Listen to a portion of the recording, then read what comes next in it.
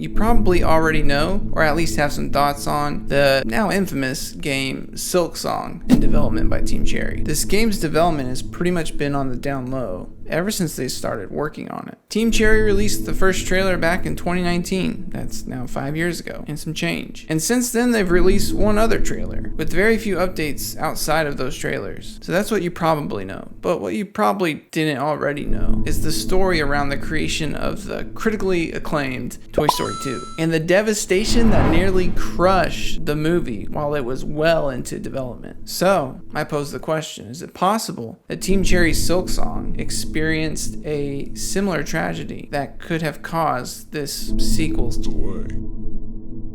The year is 1998, and all is well in Pixar land with the development of Toy Story 2 moving along smoothly. Toy Story 2 was a very exciting new sequel to a very successful movie. But one fateful day, a Pixar employee doing some routine file clearance on internal servers accidentally entered a deletion command on the primary Toy Story 2 folder, with all the assets, the models, most everything, and things started disappearing. And when the employees noticed this, they ran to the file servers and started disconnecting them. Once they realized what was happening, when they went to check what was left after the fact, nearly 90% of the movie was deleted. And on top of that, the backup server had been down for around a month, so nothing was able to be recovered. And obviously, people were devastated at this realization. I mean, I get devastated when I lose like a couple hours of Premiere Pro. So at this point, they're considering like, okay, how much effort would it be to start again from scratch on what we have left? Like, is that worth it? Or do we just potentially call it quits on the movie and just end production on the whole thing? Now, Toy Story 2 has a little bit of plot armor because we obviously know that the movie is released to the public and everyone goes out and sees it in 1999. I was but a wee lad. So how did they recover from this? Well, before it was popular, there was one remote employee. I should learn how to say her name. Garen Sussman.